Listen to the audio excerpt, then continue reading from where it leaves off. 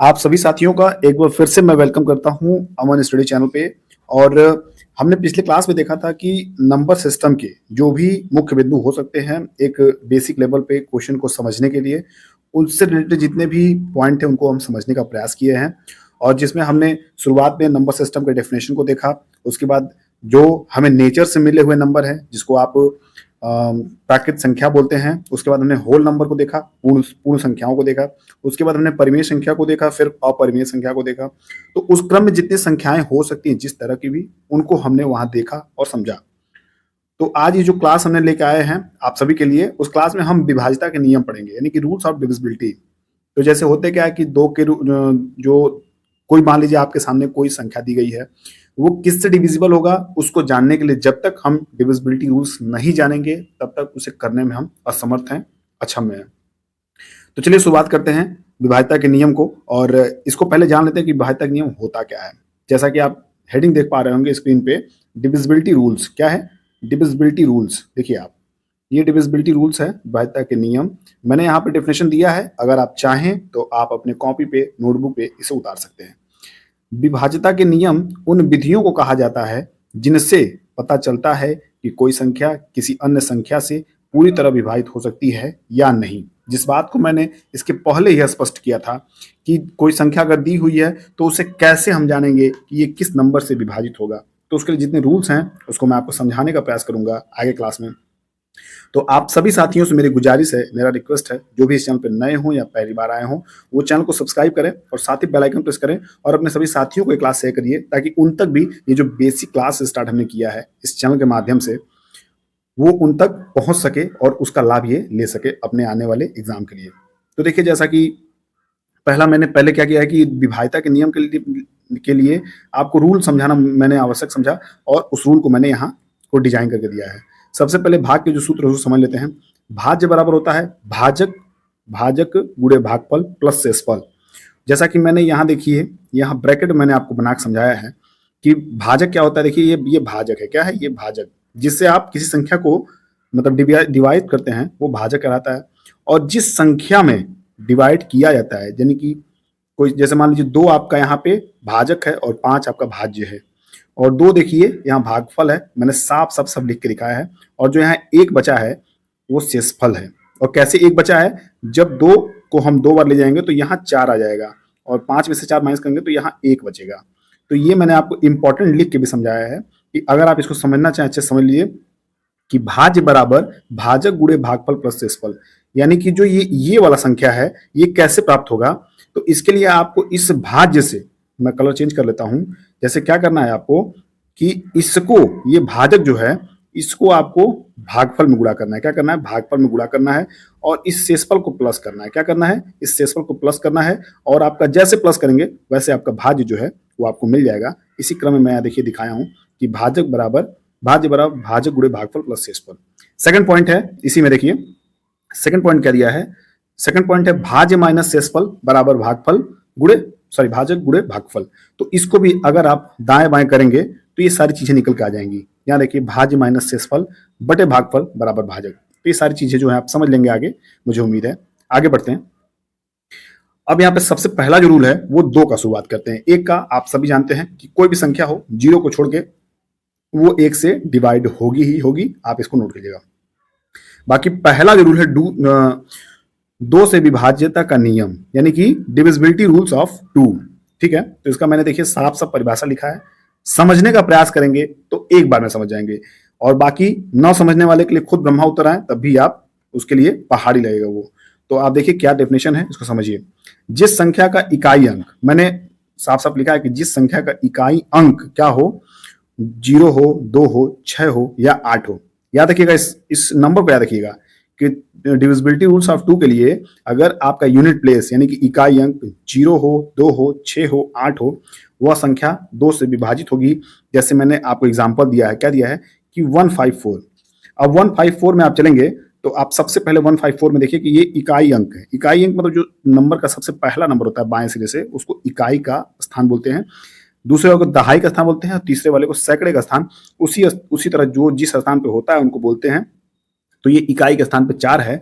और देखिए कहीं आपको बोला गया है 2, 6, 8 2, ये देखिए 0, 2, 6 या 8।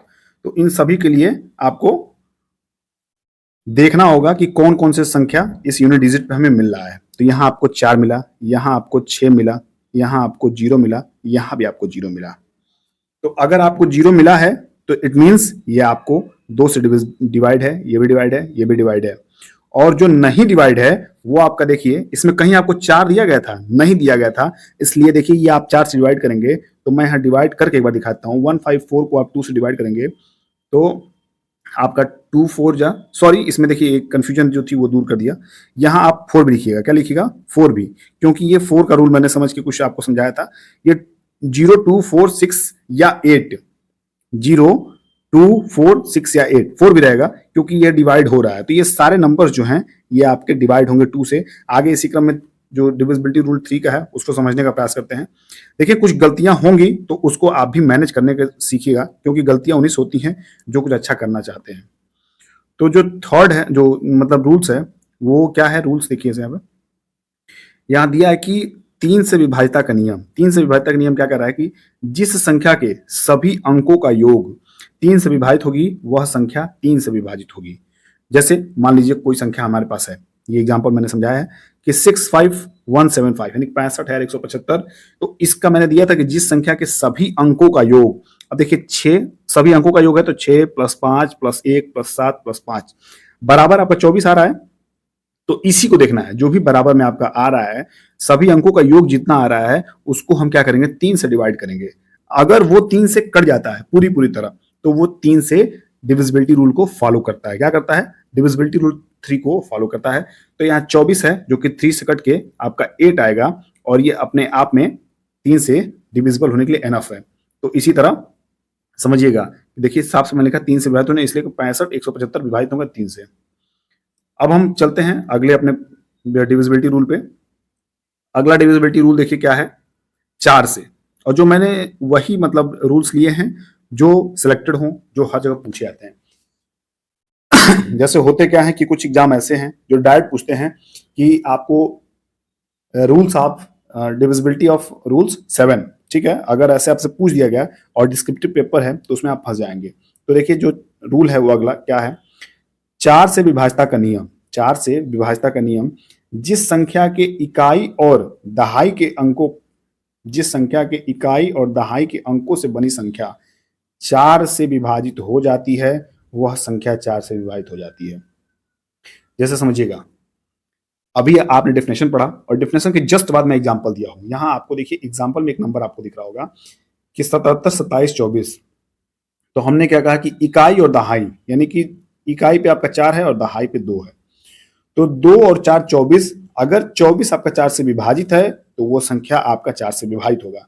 तो 24 देखिए 4 से विभाजित है, बिल्कुल विभाजित है, 6 आएगा। और ये विभाजित हो रहा है तो इसका मतलब है कि 77, 27, 24 जो है ये 4 के डिविजिबिलिटी रूल को फॉलो करता है। अब इस एग्जाम्पल को देख लें तो इस एग्जाम्पल देखिए 60 जो है लास्ट का दो डिजिट जो है, यानी कि इकाई और दहाई की जगह पे जो 60 दिया है उसको आप 4 से डिवाइड करेंगे तो ये भी पूरा डिवाइड हो जाएगा।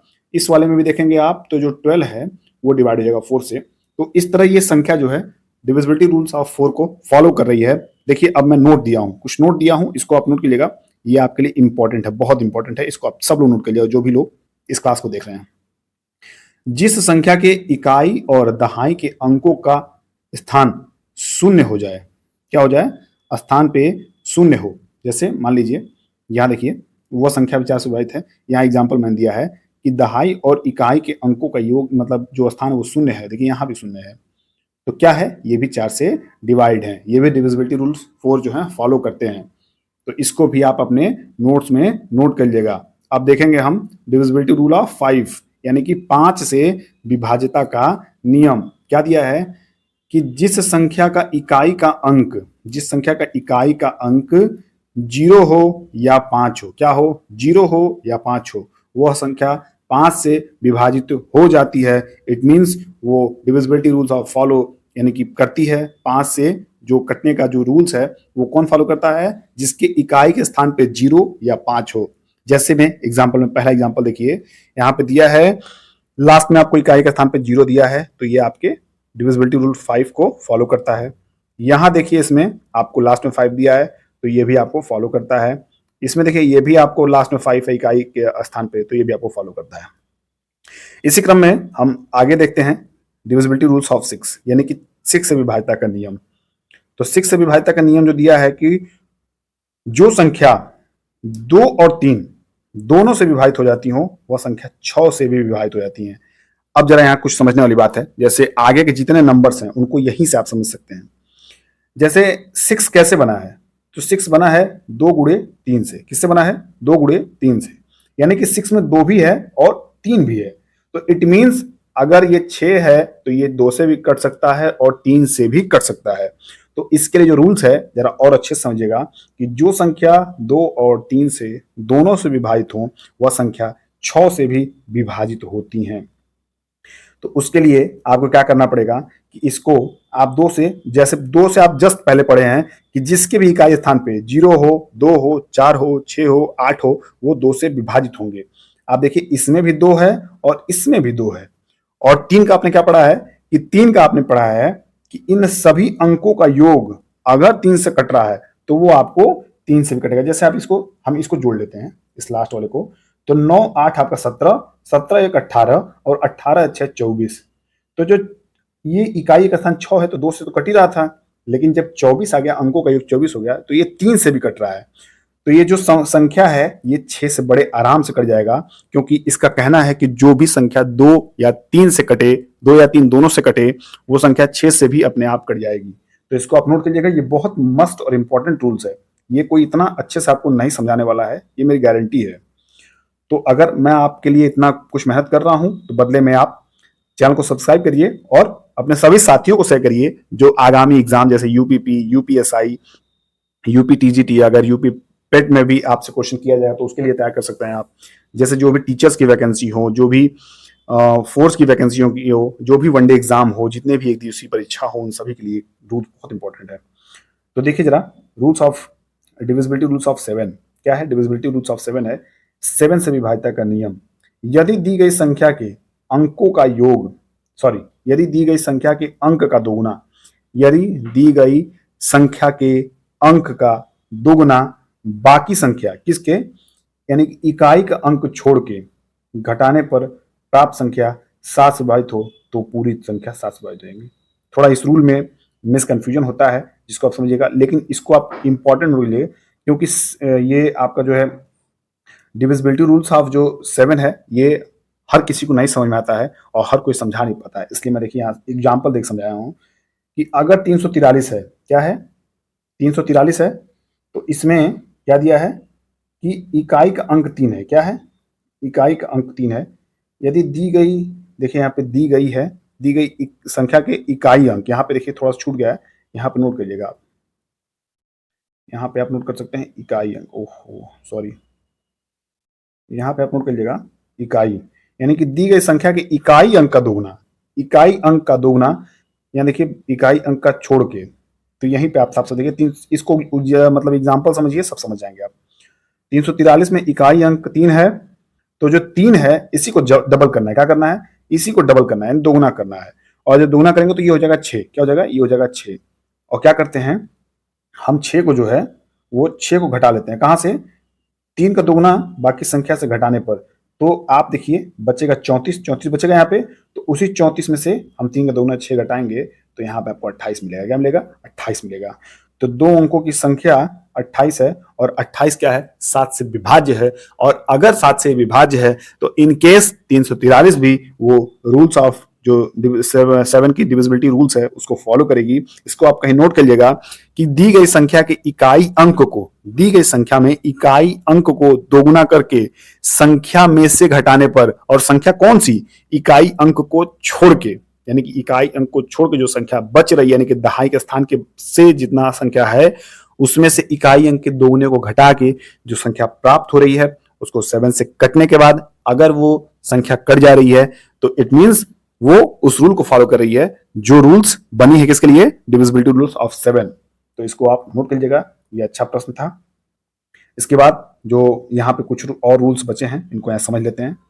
थोड़ा समय तो मैं लूंगा, लेकिन इस बात की गारंटी है कि ये सारे क्लासेस जो हैं आपके श्योर रहेंगे कि इनमें से अगर आपसे पूछे जाएं तो आप कहीं भी विचलित ना हो अपने परीक्षा में। जरा देखिए इस प्रश्न को। 8वां नंबर क्या कह रहा है कि 8 से विभाज्यता का नियम। 8 से जो विभाज्यता का नियम है क्या है कि जिस संख्या के इकाई, दहाई और सैकड़े के अंकों से बनी संख्या 8 से विभाजित हो वह संख्या 8 से विभाजित होंगी।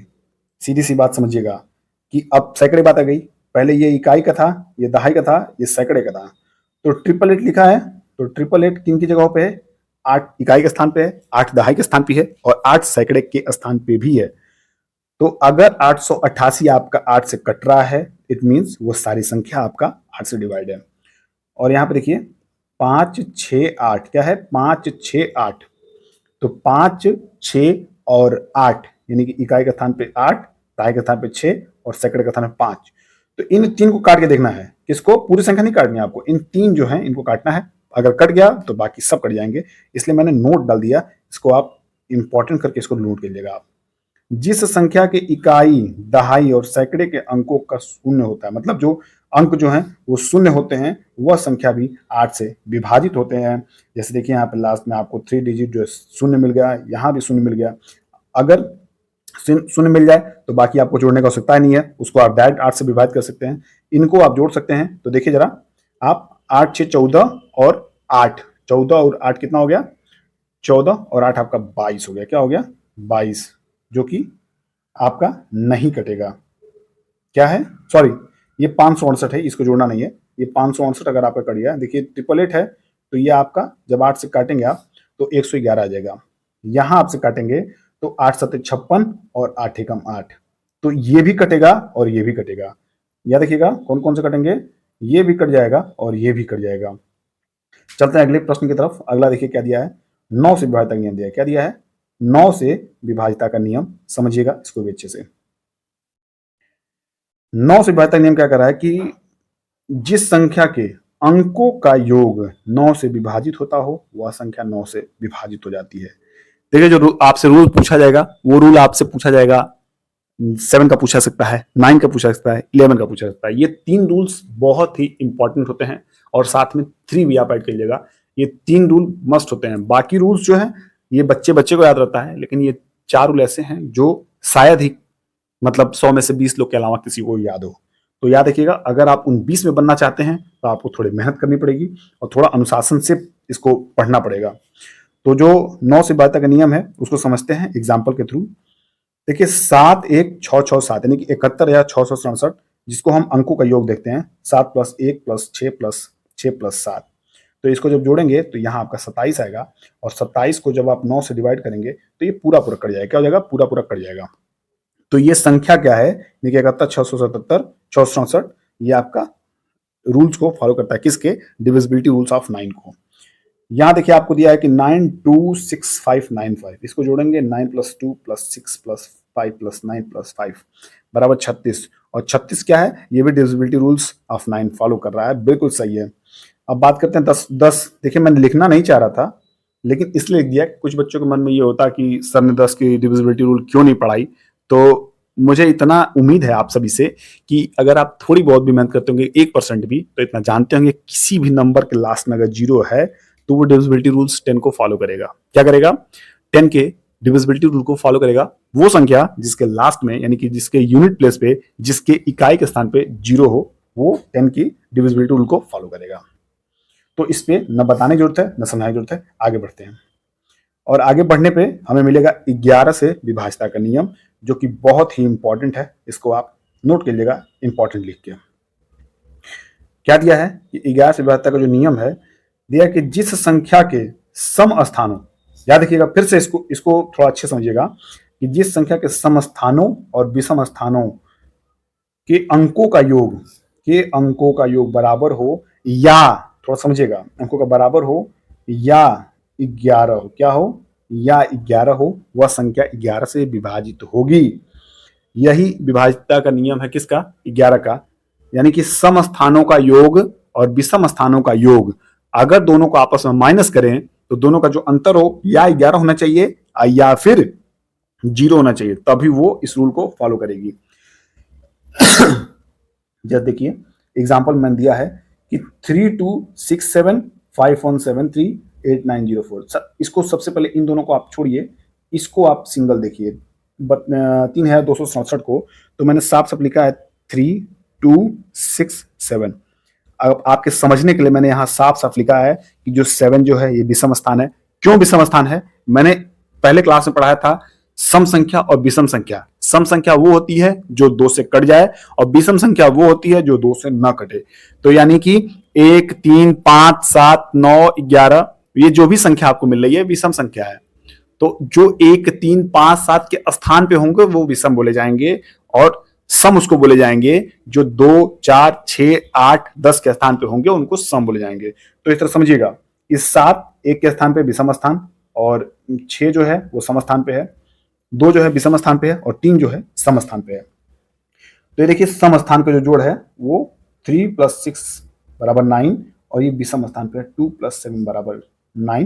तो ये सम स्थान और जो विषम स्थान है जब इनका अंतर करेंगे तो आपको 0 मिलेगा और 0 मिलेगा इसका मतलब ये डिविजिबिलिटी रूल्स ऑफ 11 को फॉलो कर रही है।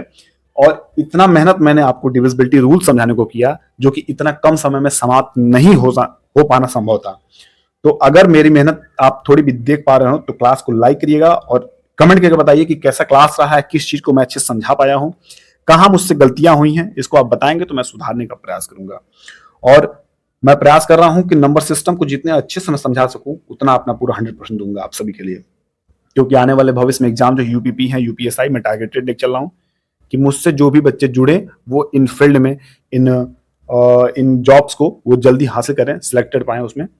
तो चलिए ये क्लास यहीं समाप्त करते हैं और जो भी साथी इस चैनल पर नए हो या पहली बार आए हो जरूर सब्सक्राइब करिएगा क्योंकि मैं इतना मेहनत करता हूं आप सभी के लिए। तो चलिए मिलते हैं अगले क्लास में, तब तक शुभकामनाएं आपके साथ हैं। पढ़ते रहिए, मस्त रहिए, स्वस्थ रहिए। Bye bye, take care.